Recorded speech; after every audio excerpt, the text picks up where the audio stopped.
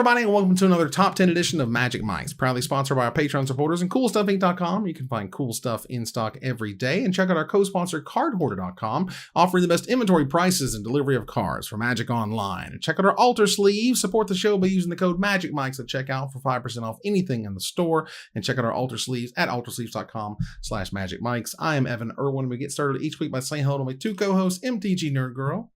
Hey guys, welcome back. Reuben Bressler. How's it going? How was your Father's Day? Well, it was cool. I did call my dad. Did you call your dad? I did. Well, I didn't call my dad. I was in the middle of the woods, but I sent my dad an edible arrangement and have texted with my dad, and we are communicating. But yeah. Nice. I failed to call my dad. Well, me and my dad... Close. Yeah, me and my dad are a lot alike. If I grow my hair out, I basically become my father. But we're also just not sentimental, like, you know what I mean? And if that's for good and bad. You know, it's bad Sure. in that, you know, the people in our lives would usually like us to make a bigger deal out of stuff, but it's also not a big deal to me if things do or do not happen because, Right. you know, they're marketing holidays or whatever. But it was fun, and the kids are great. So let's move on here with our top choice to the top comment from last week in a segment we call Honorable Mention, where Reuben will tell us who was the most eloquent, letting us know what card we did not choose as one of our top 10 MTG dads. Reuben? Yeah. We had some interesting responses. I decided to take this one from the Twitter at Katana Soul 2. Nicholas Lucarelli made sure to let us know, hey, everyone, I was watching the dad's list this week and was kind of surprised that a certain father wasn't on Evan or Reuben's lists, since his daughter is a powerhouse, mostly in Commander, with Muldrotha being, Muldrotha's father being Multani, the Morrow Sorcerer. Yeah, Multani Morrow Sorcerer showed up originally in Urza's Legacy. This card is on the reserve list for about $11 right now. For 2 green, 4 generic mana, it is a star rare legend that says when it has the power and toughness each equal to the total number of cards in all players' hands, and Multani has Shroud, which means this creature can't be the target of spells or abilities. Yeah. I had no idea. I learned so much about Magic lore doing that episode. Yeah, you get to really find out where those where the family lines go and why all that stuff's important. All that good Right. stuff. Multani is the Morrow of Yavi Maya, of the Yavi Maya forest. Right. Whereas Molimo, I believe, is the Llanowar representative. Or I could have those backwards. There are 2 extremely old forests that still exist. There's also the Argothian forests. Right. It's old school lore. It's fun and it's neat. But Urborg is where Muldrotha sort of came out of. And Urborg was not always a pool of black mana. It was originally a forest. And so that's where Muldrotha kind of came from. And I think that that's a great addition. Very nice. And if you want to learn more about Multani, I got a Forgotten Lore series all about the Urza Saga stuff. You know, go nuts. Yeah. Well, that said, congratulations to Nicholas. Thanks for being a part of the show. Please contact us on social media, ideally Twitter DMs, for your prize at Magic Mike's Cast. Thanks again to CoolStuffInc.com for sponsoring this giveaway, and stay tuned for our top 10 list this week, and maybe you can win next week's free gift certificate, because we are talking about Worldwake. This is a fantastic set. One of the sets right when I basically started doing Magic full time, like Magic for, you know, my life, my income, and started to work at SCG and stuff like that. This was one of the sets that had come out at that point, and it's super cool and special. Yeah. The other thing about Worldwake specifically, this set, I feel, is perfect for a retro top 10 because they really went hog wild with this set. If I recall correctly, this was Mike Turian's last design lead, and he wanted to go out with a bang, and boy, howdy did he. Yeah, I think it was the lead. I think it was the lead developer on this one. Lead developer. Yeah, okay. yeah. But they definitely went crazy with some of the stuff in this set. Yeah, I was really bummed because I was actually on a break during this set. Oh. And when I came back and I was just like, oh my gosh, there's so much money. So like everybody was like the limited, they liked, the constructed they liked, and everything was worth oodles of money. And I was really bummed that I didn't get to play it. But yeah, by the time I came back, which was right after the set was like not the premiere set anymore, and the packs were already like $20 or some crazy number. So yeah, it's definitely a cool set and one you guys should be aware of. Absolutely. So my number 10 is higher on someone else's list. Reuben, do you have a number 10?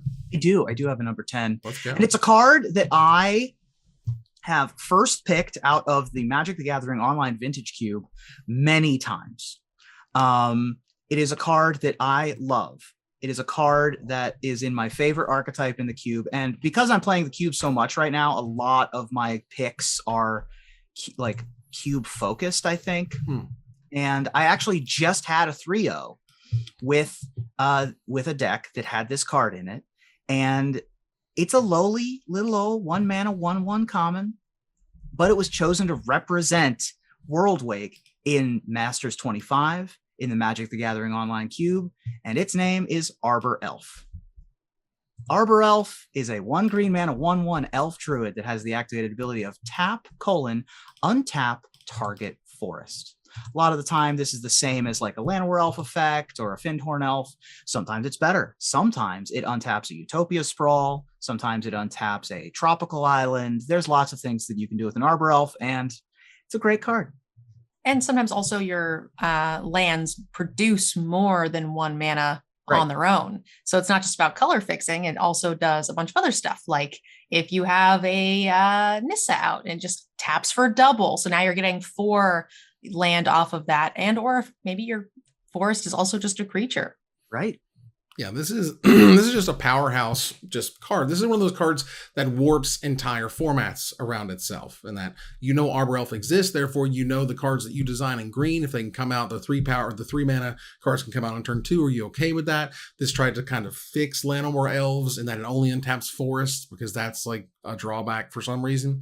Sure. And instead it's not, and instead it's just a really awesome mana elf. And I don't know when they're going to bring it back because Wizards is generally afraid to bring back Landfall Elves, let alone Arbor Elf that could do even sillier things based on, well, what's going on in the format. So, Nerd Girl, what's number 10? My number 10 and 9 are both higher. So I'm going to need to be carried here. Oh, good. Okay. Oh, me too. We're getting into the hires later.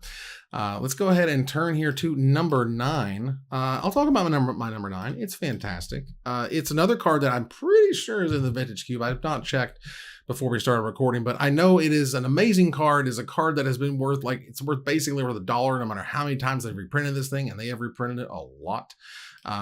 Because it's very unique in what it does, but it's very powerful in what it does. And you need this card. Like this is one of those cards that, if you were making Magic from scratch, and you never knew, or there's an alternate universe that doesn't have Magic and they made Magic, I feel like at some point they would have designed Jujubog. You need a land that exiles a stupid graveyard and just gets rid of it. It doesn't matter if it comes to play tap because it's so good at what it does. But Jujubog is a common land that says it enters the battlefield tapped, and when it enters the battlefield, you exile target player's graveyard and it taps to add a black mana. Yep. Great card. It still sees a great amount of play in both Pauper and in Commander. Super unique. I've certainly searched for it with a Knight of the Reliquary in Legacy. It's a really good card. Uncounterable. There is a lot of lands that are in this set. This is not the first one, and it will not be the last. It is terrific. But if you need the sweetest, sickest version, the foil Time Spiral remastered version is $81. Oh my God. Okay. So, that tells you that it's playable in vintage, is what that tells me. That means the swag is real, everybody. Reuben, what's number 9? My number 9 is another of my favorite crazy, ridiculous green cards. This was also in that most recent 3-0 that I had. You want to have a bunch of mana elves, right? You want to have a bunch of even like mid-range things, like a mid-range planeswalker or like a 4/4 for 5. But then you need something at the top. You need something huge. You need something ridiculous. And there are few things huger and more ridiculous than a Terrastodon. Terrastodon is a 8-mana 9/9 elephant. 6 colorless or 6 generic green gets you a rare that says when Terrastodon enters the battlefield, you may destroy up to 3 target non-creature permanents. 3 target non-creature permanents. And for each permanent destroyed in this way or put into a graveyard in this way, its controller puts a 3/3 green elephant creature token onto the battlefield. A very common play will be, I mean, obviously the way it reads is your opponent gets 3/3s. You beast within 3 of their lands or whatever. Right.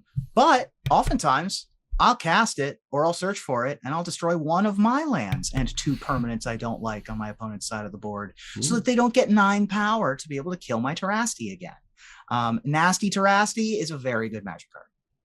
I remember this card. I don't know. I part of the reason I didn't put it on my list is because I didn't know where it found a home now. But I'm sure it's seeing play in like Commander and stuff, right? Yes. It's also like at least used to be a reanimator target. I mean, it's just a giant idiot that does something. So it's a giant monster that could give you 18 power if you destroy 3 of your own things. Right. And it's kill your opponent's like 3 planeswalkers and give them exactly. some beast tokens instead. Like that's still also great. Easier to deal with. And I think this card's great. Like it's a giant, cool reanimation target. They have reprinted this thing into the dirt, like the actual dirt. 20 cents will get you a copy of a Terrastodon because Wizards like that effect and they want to make a bunch of it. Let's move on here to number 8. Nerd Girl, what's number 8? I do have a number 8. This is a card that I liked when it was printed, and I know it sees some Commander play, so I thought I'd put it on the list. But it's a creature type that's near and dear to my heart. I like its abilities, and it's just kind of a big dumb idiot. I don't know, that it's getting any like competitive gameplay, but it's definitely something I've seen like in some Commander precons. So I thought it deserved a spot on the list, and that's Rexel, the Risen Deep. Rexel, the Risen Deep.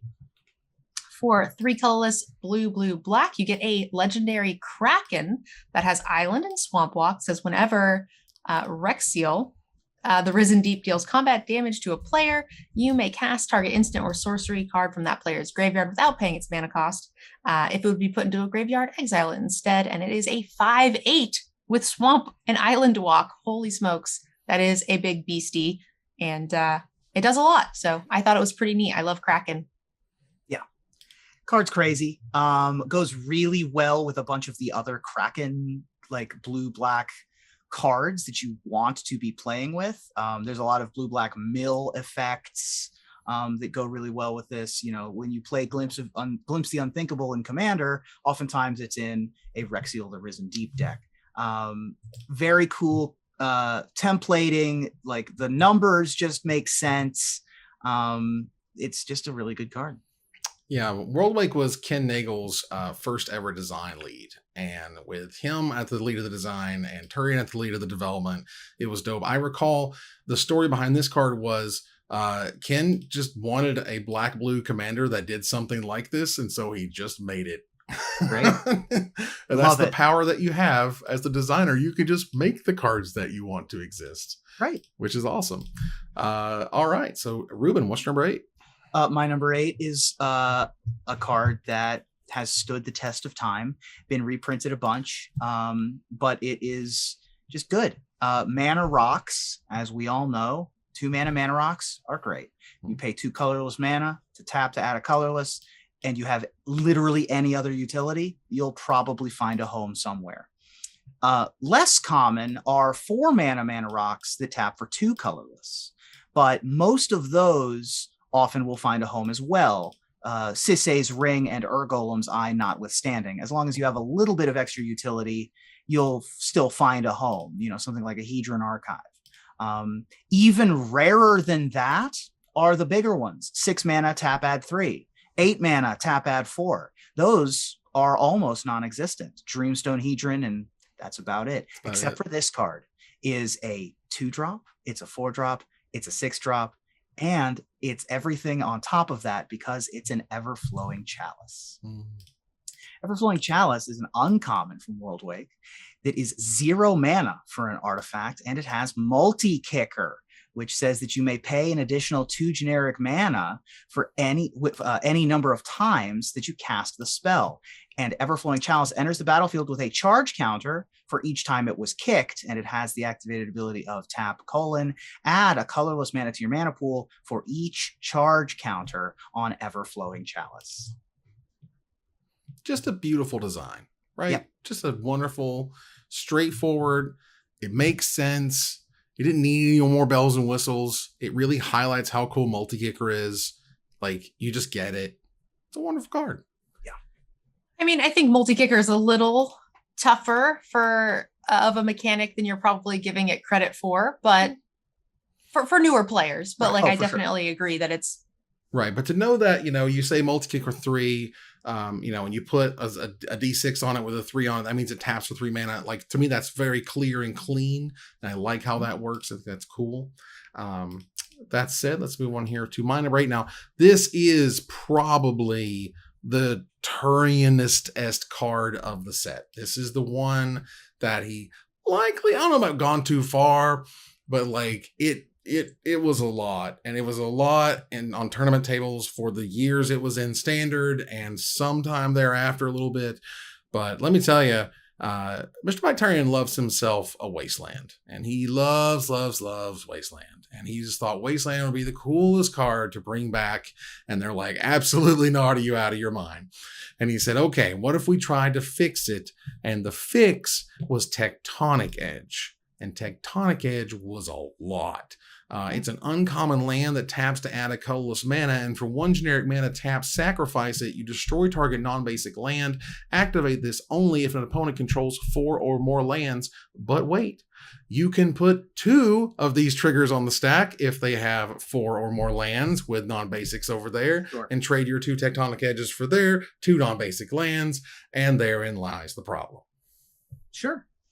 I mean, card's great. Card's amazing. It's the teenage wasteland. I love a Tectonic Edge. I'm a little surprised it's not in the cube. We've sort of seen the motif of trying to fix lands by saying that you need 4 or more of something in order to make it happen. Fabled Passage being the most recent example. I think Tectonic Edge has sort of seen itself replaced by Field of Ruin. Even Ghost Quarter has been printed more recently or reprinted more recently. Mm-hmm. But I do love a Tectonic Edge, and I think it's a great card. the lands in this set are nutty. Every single one. Yeah, I mean, there's a lot here. It's a bunch. And, I think there's definitely a reason it was in Worldwake, in Standard, and then it went away, and Wizards has never gotten anywhere close to a land that does anything like this. Yeah.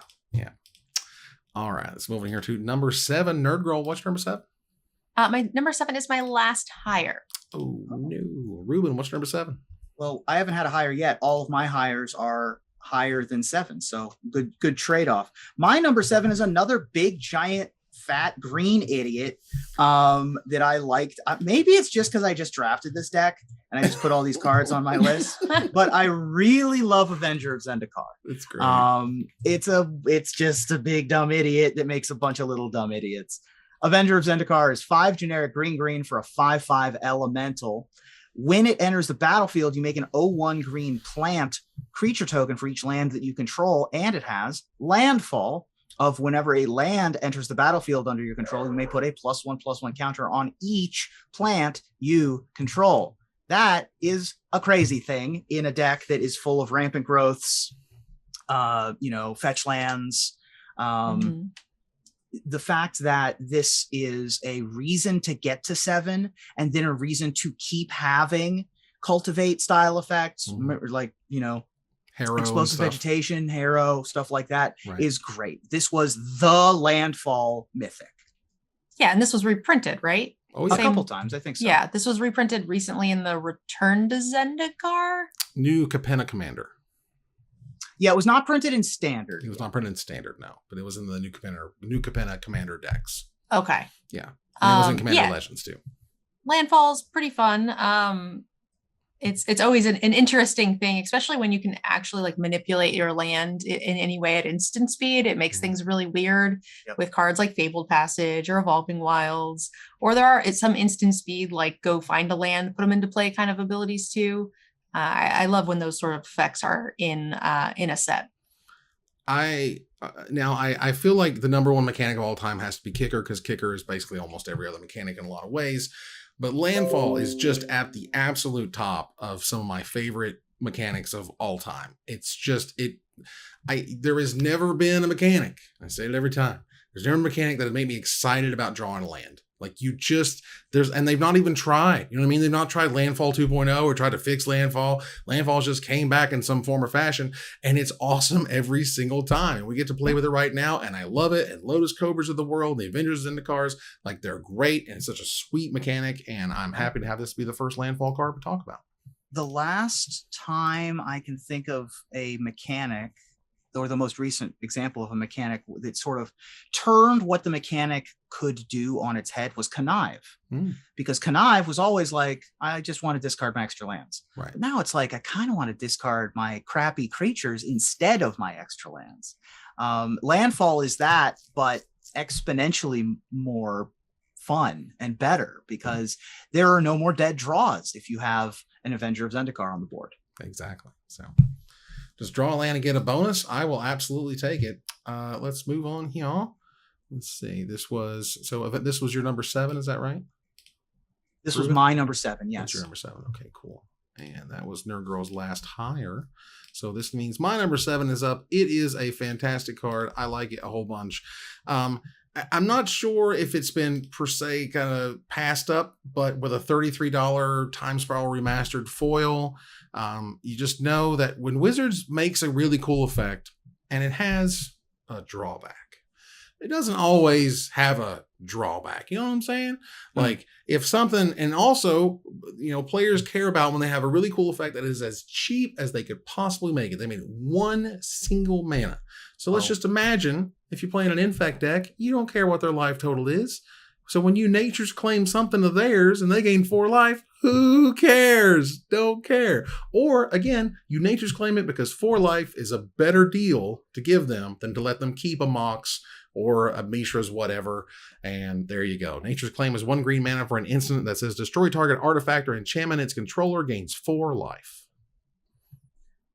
Simple. Doesn't get much better than that. Like that's efficient. Yeah, it's efficient. That's Thoughtseizes, right?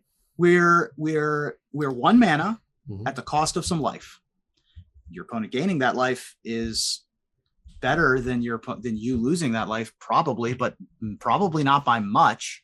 This is the go-to in combo decks that want to get rid, Dredge wants to get rid of the Leyline of the Void. Anything that comes down early, this is what you want to have. Yeah, disenchant for 1 mana. Pretty good. Real quick, if you are okay with it, I'd just want to say the Avenger of Zendikar, the reprint I was thinking of is from the Zendikar Rising. It's the Phalith World Sculptor. Oh, yes. Which is like pretty close to exactly the same thing. Like the plants are pretty similar. Yes. And it's very, very cool deck. So yeah, I was just I could have swore I played with that. Yeah, they made a commander. People were like, we like Avengers so much that we want a commander that is also red that does similar things. So definitely that. So there you go. And you want to play Nature's Claim in that deck too, for sure. Sorry, I was going crazy over here. I was like, I have to find it. I could have swore it was reprinted. So that's why I got confused. It's very close. Yeah, I love those kinds of cards. They're very simple and, the life gain is pretty relevant, but not overly so. Again, similar to take 2 damage, not something you really care about. And just having sort of like disenchant type effects and things are always really nice and straightforward. For 1 mana, uno mana, any enchantment, any artifact. That's a hell of a deal. All right, let's move on here to number 6. This begins my higher list of 3. I'll see you guys back at number 3. Nerd Girl, what's number 6? Well, that number 6 is the end of my hires, so we're good to go. And I do have a number 6. This is a pretty straightforward card that sees some play still in competitive Magic, and it's mostly a sideboard card, but oh boy, is it good. And it's just pretty simple. It's kind of a hate bear. It's exactly what you want in a very specific situation, and that's Core Firewalker. Nice. Core Firewalker is white for a core soldier. It's a 2/2 with protection from red. It says whenever a player casts a red spell, you gain 1 life. This is a card that I don't like seeing when I shuffle up a quick red deck, but I can't fault them for putting it in their sideboard. If they take up an entire sideboard spot, 4 sideboard spots for this, then good game, man. You got me. I hate this card. I hate this card so much. The only way to kill it in mono red is, I mean, I guess if you're playing Legacy, you can play Barbarian Ring or Pyrite Spellbomb is the other one. But the most common way I killed it is attack with my Goblin Guide, they block, and then I skull crack their head. Because then damage can't be prevented. Exactly. Even that feels bad because then they kill my creature and they gain a life. And then I know they've got more in their deck. It's the worst. Like, the 2-for-1 yourself, and they still got value out of it. And it's like, ugh. Yeah, I mean, look, from a world that was previously ruled by Burrington Forge Tender, all right? Now, Core Firewalker was just a strict upgrade. And, I mean, I appreciated it. I mean, people, back in the day, the hate was real. Like, and the hate has gotten real over time, right? And we've seen it getting way too real where they ban stuff. But, this was the red decks need to chill out and recognize that Core Firewalker exists. And as a result, this just put a lid on red decks for like a year or two. Took a lot of red cards to get over this guy. Yep. Between this and the white ley line, makes for a bad day for me. Yes. I'm getting flashbacks of Moonglove Extract to kill this card. Yeah, Moonglove Extract. Nice. That was old school. Reuben, what's number 6? My number 6 is the first of my 3 hires. Oh, goodness. Well, fair enough. Nerd Girl will just put us right on her back and off we go. Number 5. Reuben, you got a number 5? I do have a number 5. My number 5 is one of the very few cards on my list. I think I only have 2 on my list that have never been and certainly will never be in the cube. However, it won a Pro Tour and it is banned. So here we are. In fact, it won a Pro Tour in one of the most dominant fashions we've ever seen, because we still refer to the format in which this was Eldrazi Winter. And a big reason why we had the Eldrazi Winter was because this card was helping us power out our things that would be printed later on and would foretell the coming of the Eldrazi with the Eye of Ugin. Eye of Ugin is a legendary land that says colorless Eldrazi spells you cast cost 2 generic mana less to cast. And it has the activated ability of pay 7 generic and tap, search your library for a colorless creature card, reveal it, put it into your hand, and then shuffle. When this card was printed, every Eldrazi cost 8 or more, really. Maybe not every, but then we got Thought-Knot Seer, Reality Smasher, much less things like Eldrazi Mimic and Endless One, and that sort of led to the Eldrazi Winter. Yep, this is my number 7, and it was a couple of bucks at the time when it was first coming out when we were drafting it, and then all of a sudden they got really expensive, and my bulk box went up in value a ton, and these were kind of last pickable type rares that people were just picking up at your local card store in your drafts. So yeah, this was an interesting time to be a limited player, certainly. And I feel like I would have not liked this standard. So I'm kind of glad I missed it. I think, if they had kept all the Eldrazi very expensive, I think it would have been fine. Yeah. I know that Battle for Zendikar was a very difficult set internally, and only got worse with Oath of the Gatewatch, and you had Eldrazi Temple and Eye of Ugin that existed together, and it was cute and it was neat. It was a mythic Worldwake, but they brought it down to a rare in Modern Masters. But at this point, they just banned it in Modern because it was just a giant nuisance. Yeah, this with Eldrazi Temple was the, whenever you have 2 of a card that has a similar effect, a deck can be built around that effect. This is very similar to Bogles. We have Gladecover Scout and we have Slippery Bogle. If we only had 1, you couldn't really build that deck. Right. It's very similar to Reanimator. You want 2 good reanimation spells. Right. It is a very common motif to have this, and we had Eldrazi Temple and this to get the 2 mana on turn 1 and then the 4 mana on turn 2. So there you go. And Sligo Yanks does make a fantastic point in the chat here. This existed before Eldrazi existed. This came out as a mythic in the set. Rise of the Eldrazi. There were no Eldrazi yet? No. Rise of the Eldrazi was the next set. So there were no Eldrazi existed. So you had this weird, like, treated as a complete bulk mythic. I mean, you have no idea. Like, I think it was like maybe $4 or $5 or something. But like, it's like it wasn't worthless, but no one had any idea what the hell it was really going to do. You know, and that was neat. But I don't know if they want to use a mythic slot to be neat.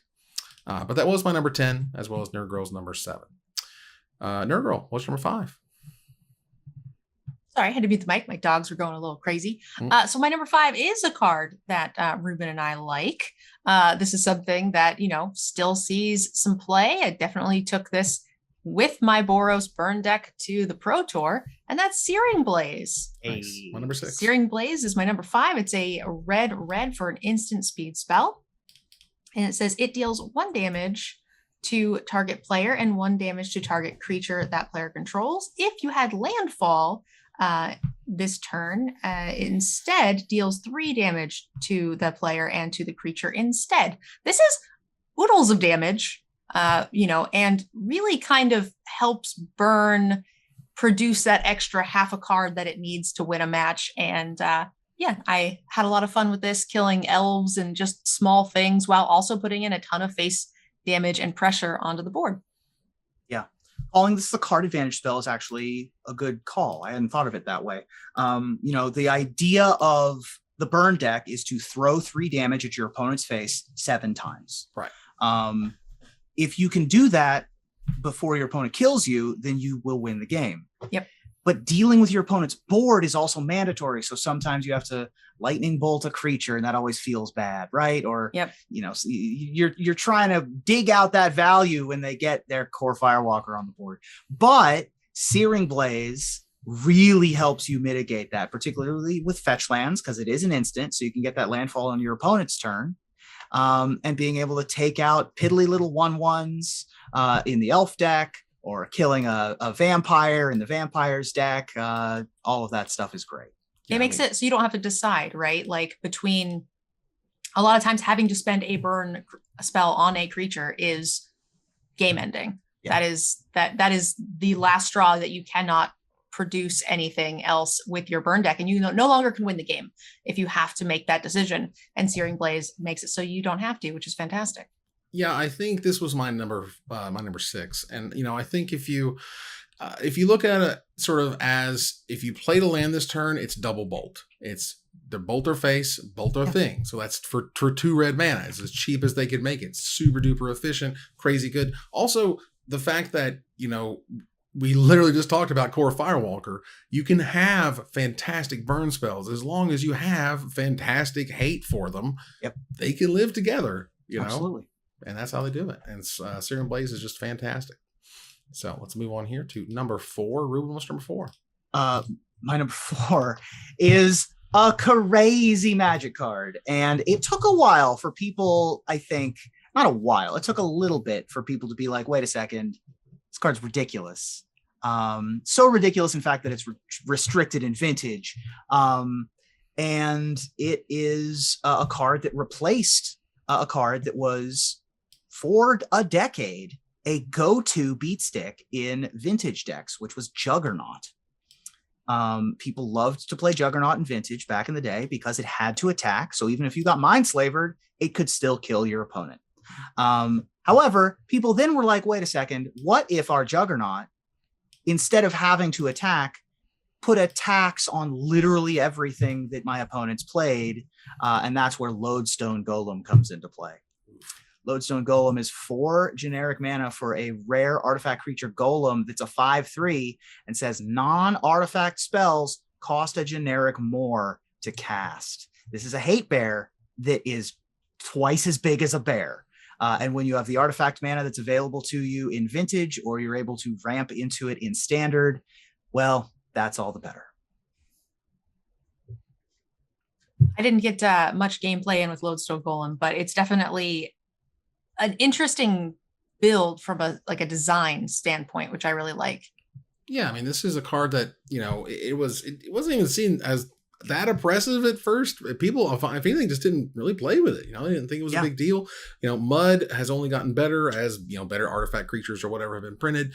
And yeah, at some point it was, this is what, Thorn of Amethyst? Is that right? What that ability is kind of Thorn of is. Amethyst. Yep. I think Thorn of Amethyst Is that was the exact one? non-artifact one. Okay. Non-artifact creature one, right? Non-artifacts creature. Is that right? Maybe. Thorn. I can look it up. The point, it doesn't matter. The point is it's a 4-mana 5/3. Has a really cool ability in a very certain deck. And for God's sake, if it's restricted in Vintage, the card is good. That's a pedigree you can't, buy.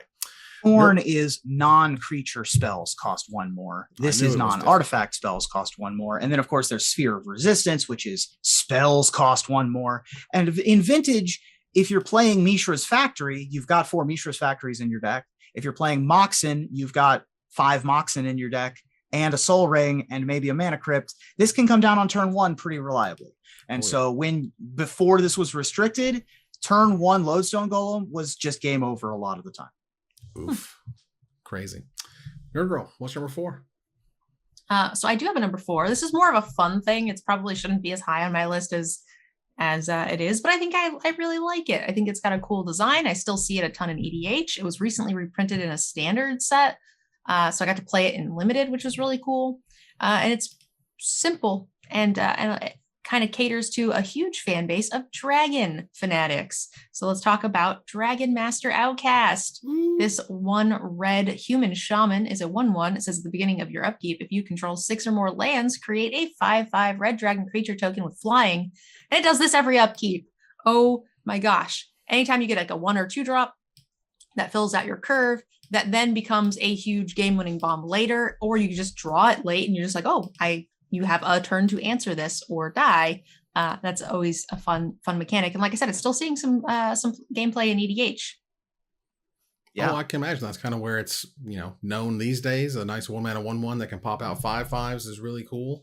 A very exciting rare for this day. Like people were jazzed, like they were pumped on this card, but it didn't always get there, and it kind of ended up being like it wasn't great when it was first printed in Worldwake. For whatever reason, it didn't quite get there. It was better when it was reprinted, I think, in Battle for Zendikar. A little bit. I think it saw more play. It could protect itself slightly better because it wasn't really a great turn 1 play, but it's a great turn 6 play when you've got 5 mana up. So it was a really good protector for like those red-blue I forget what the card was, but there was a red-blue control deck that had like a bunch of control elements in it, and this was a good go-to finisher because it could protect yourself. Right. I do think, I know it's kind of silly, but I think being in a world without Searing Blaze was also kind of important. Yeah, that you couldn't just be destroyed by the number 1 red burn spell of the format. All right, cool. We go on here to number 3. Oh my god, I have one. Can you imagine? That's ridiculous. This card is bananas. This also was a card that I still think it took a minute for people to get on to sort of how you could abuse it the right way or the best way. Honestly, it took some other things being printed and whatnot to really see it flourish. But regardless, when the world woke up to Amulet of Vigor, they woke up and it drives its own archetype. And for God's sake, it's only reprinted in a secret layer. Like, okay, that's weird. Amulet of Vigor is a 1-mana rare artifact, originally from Worldwake, of course. Whenever a permanent enters the battlefield tapped under your control, untap it. So all of the bounce lands from Ravnica will just come into play untapped, and you can play Summer Bloom to play more lands and just go completely nuts. Because Amulet of Vigor plus Primeval Titan also equals crazy game over stuff, and I've done some really dumb, unfair things with Amulet. Also note that it stacks because it's a whenever, and that whenever can get really nuts really fast. Yeah, this was my number 9, and it's always interesting to see like an enabler card like this make it through a banning, because like you said, it was originally with Summer Bloom until it got banned, and then it was like kind of reincarnated into Amulet Titan. Yeah. So like it's just a good card that can kind of enable a lot of other powerful decks. Yeah, there were definitely some at least some SCG opens. I don't know if there were any huge GPs that featured this, but there were definitely some moments where I was like, wait a second, why is this deck that's mulliganing to 5 winning on turn 2 reliably before the London mulligan? Absolutely crazy stuff. Being able to, specifically the interaction with cards like Simic Growth Chamber and the bounce lands, as well as Summer Bloom, which allowed you to make a bunch of extra land drops, and Primeval Titan, which allowed you to search your library and for any 2 lands and put them onto the battlefield tapped, which would then untap again. Tapped again, right. Trigger, so you get multiple triggers from each one, and it was just crazy. So if you could go turn 1 Amulet, turn 2 Amulet, Simic Growth Chamber, 4 mana, like it was just crazy. It was absolutely a spectacular Magic card. Stood the test of time and managed to avoid getting banned itself, but banned a few friends of its. This is an excellent example of a Magic card that doesn't really do much. You know, it doesn't. It needs all the enablers. But when you give it the enablers, oh my God, this thing is insane. And, you know, this is, I think, an example of a card that actually works in that way. You know what I mean? Like, it's not broken. It's damn good, but it's right there on the edge of not broken. All right, cool. Reuben, what's number 3? My number 3 and my number 2 are both the 2nd and 3rd hires.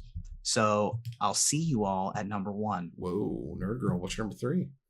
I do have a number 3. My number 3 is an interesting card that has seen play in a lot of Eternal formats, in a lot of different ways, different iterations of the deck, and that's Death Shadow. This is a 1 black avatar creature that says Death Shadow gets -X, where X is your life total, and it starts out as a 13/13. This is a modern staple in a lot of different decks, mostly being Grixis, the most popular, but it also had a little stint in Legacy when it showed up at the Pro Tour on the 25th anniversary, played by Josh Utter-Leyden, which really got a lot of power and saw a lot of play after that. So definitely an interesting card, and had certainly a lasting effect from the set. I mean, Absolutely. Watery Graves and Legacy, everybody. Yeah. I mean, this was my number 4. I absolutely number 6. Nice. This card is just fan freaking tastic, and it's a slow burn. It took many years, honestly, years for people to really get. You know, if I just hurt myself, I get this thing is look amazing. Yeah, I don't think it was that it was a slow burn. We just needed a critical mass of things that interacted with it. Sure, things that could hurt you efficiently. Right. Shockland into Thoughtseize is a good start. And you kind of go from there. Cycling Street Wraith into Reanimate Street Wraith puts you to 13 immediately. Then next turn you can fetch land, Thoughtseize, Bob's your uncle. See, there you go. Or even the same turn. 1 mana 6/6, 1 mana 7/7s. Let's go. And in a format like Legacy where there's less burn, mostly people are playing things like Swords to Plowshares. Very few actual burn spells. Definitely took the world by storm. It's funny how good Swords to Plowshares really is against Death Shadow. You worked so hard. More recently in Modern, sees play alongside Dress Down, which means that it loses its abilities until the end of the turn. So it just is a 13/13. There you go. I like that even better. For our number 2, as we turn the corner here, Nerd Girl, you go ahead and set it up, and I'll read the card when we get there. Okay, sure. So our number 2 is an interesting card that definitely should be very high on the list. The card was banned in Modern until very recently and just saw a crap ton of play. It was all over the place. It was reprinted. It was actually reprinted in a deck right when it was banned. And then so there was like some sort of weird rule saying that you could play it in its pre-con deck in the format, but no alterations. Like, this was a super weird card where they had to make a lot of really weird rules around. So I'll let Evan take it away. Card's just unbelievable. Stoneforge Mystic. Stoneforge Mystic is one of those cards that like R&D would like staple to the wall as never make a card like this ever again, because it is both the tutor for what it's doing and the instant speed playability of anything it just got. It was instant speed, uncounterable, unbelievable. Stoneforge Mystic is a white and generic mana for a 1/2 rare core artificer, and when it enters the battlefield, you may search your library for an equipment card, reveal it, put it in your hand, then shuffle your library. And for a white and generic mana tap : you may put an equipment card from your hand onto the battlefield. This quickly got out out of hand and was nuts. This card is $40 as a rare, as it should be, because this card is amazing. And I love powerful stuff, but even I was like, mother of God, y'all, this is a lot. My impression, by the way, this is my number 3. Nice. My impression of what they wanted out of Stoneforge Mystic is that they wanted it to be run in a deck with 4 to 8 equipment. They wanted it to be run alongside like adventuring gear or explorer's scope or like aggressive Basilisk Collar. Yeah, like some aggressive artifacts sort of interaction that you can, do some cool stuff in your mono white or your red white aggro deck. What they didn't anticipate was this with one of either 2 or 3 different mythic equipment that replaced itself in a control deck. They weren't anticipating this being a piece of a control deck. And I think that is really the power of this card. The famous story of when, Brad Nelson, Ben Stark, all the rest of that team was preparing for Pro Tour Paris. And the first time they put Stoneforge Mystic into Callblade, they were like, what are we even doing here? Like, we don't have to test anymore. The deck is done. Deck's done. We can just chill out for 5 days. Card is unbelievable. I mean, sort of Feast and Famine, which, by the way, was my preview card for that set. And it was just the most banana sort of all time. Like, it's basically, if you hit your opponent, you take an extra turn. Like, it's just crazy. And between those interactions, that girl won a Pro Tour real fast. All right. So for my number, for our number 1, I share that as a samesies amongst Nerd Girl. You have a samesies? Me again. This is my number 2. This is your number 2. Interesting. Which has to mean that your number 1 is my 10. We'll get there. We'll talk about it. We will talk about it. So Reuben, you go ahead and take your number 1 away. Okay. My number 1, I'm cheating. It's 5 cards. 4 of which won a Pro Tour. All 5 of which have been or are currently in the Magic the Gathering online queue. All of which have maintained and stood the test of time. I put my number 1 is listed as Raging Ravine and Friends. All of the dual colored comes into play tapped creature lands from Worldwake are insane.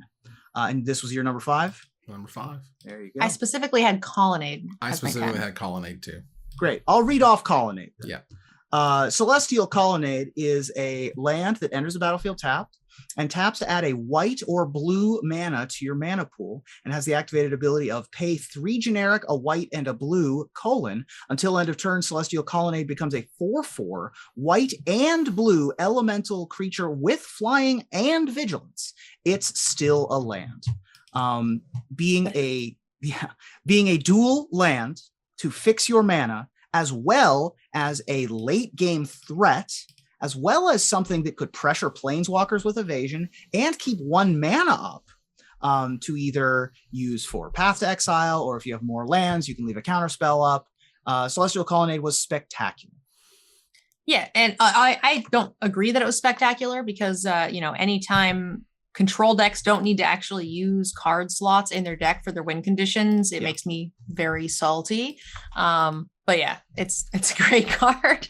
I mean, they're all like stupid great. And this was a time period in which I spoke to R&D a lot, and they were afraid they made them too good. And I think if you go and you look at Battle for Zendikar and how their attempt to make not as good, creature lands that were very exciting, kind of fell short because, beyond Stirring Wildwood, these cards were all insane and nuts. And I mean, Stirring Wildwood was also a player in Standard. It was like, it was a very good card. It just wasn't as good as the other 4. Yeah. That's saying a lot. Creeping Tar Pit won U.S. Nationals in the hand of Ali Antrazi. Mm-hmm. Raging Ravine won, I think, 2 Pro Tours. At least one I know of. At least 1 Pro Tour. Right. Celestial Colonnade obviously won a Pro Tour. Right. And Lava Claw Reaches is also very good. And that one's the one that could fire breathe, basically. So right, exactly. So again, obviously they got there. They made them exciting and powerful enough to see a ton of play all over all of the formats. And if we're going to talk about a ton of play over all the formats, we get to our number 1. And this card is just straight up bananas. I don't know. This card is crazy. This card is like when I first got to talk and hang out with Patrick Chapin, and he kept telling me this card is Mind's Desire. And I'm like, I don't know what. See, I didn't play during the Mind's Desire, so I can't exactly figure out what he's talking about. I kind of know. I know it's good. At the time, it got lambasted for a long time because there were things in the format that were keeping it in check. Bloodbraid Elf specifically made sure that this Planeswalker was good, but wasn't better than all. And then those cards left standard, and it quickly became better than all. And Nerd Girl, what's our number one? Our number one is Jace the Mind Sculptor. This is a 4-mana Planeswalker, 2 blue, comes into play with 3 loyalty. For +2, it says, look at the top card of target player's library. You may put that card on the bottom of that player's library. So you can just get rid of it, let them keep their land, whatever you want to do. For 0, you can draw 3 cards, put 2 cards from your hand on top of your library in any order. So sort of like a brainstormy type effect here. We got -1, return target creature to its owner's hand for only -1. And then for -12, exile all cards from target player's library. Then that player shuffles his hand into his or her library. And now they have 4 turns to kill you or whatever. This thing was worth $1 bajillion until it was banned. It's also the first Planeswalkers with 4 abilities, which was pretty unique. I mean, goodness, the amount of digital ink spilt, videos made, videos by myself, like the amount of times I've said Jace, like to the point where at one point Wizards had asked Star City to stop asking to use Jace or Jace the Mind Sculptor because they're just not going to approve it, and they want it to kind of go away. And Jace the Mind Sculptor became just a thing. My God, the final ability used to be -9. They changed it to -12 right before it went out the door. Like +2, you can keep it. It just became like that was it. That's the game's over. Like it broke my soul. +2, you can keep it. Yeah, it's over. Just run out. Just sign the slip and go. We're all done here. And that's what happened.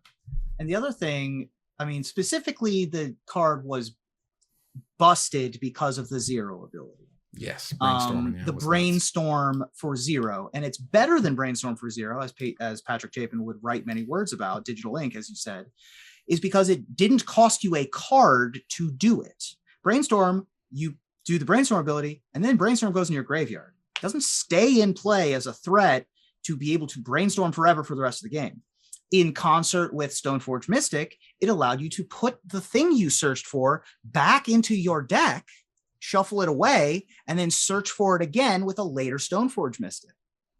It was, and oh, by the way, it could protect itself by bouncing. It could protect itself by going up to 5 loyalty. Of course, Bloodbraid Elf and Vengevine in particular were the 2 things that really helped push Jace from way better than anything anyone could be doing for at least a little bit of time to merely better than most everything anyone could be doing for most of the time.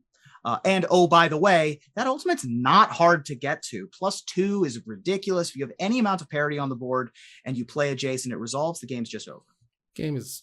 It's just bananas. And, the fact that you had Stoneforge Mystic that could go find things and shuffle. You had Squadron Hawk that on turn 2, you got Squadron Hawks that could then make you go and shuffle your library, shuffle back in whatever you didn't want anymore. Including the other Squadron Hawks. Oh my God. It was a lot. And it was exciting in many ways to kind of live through that period.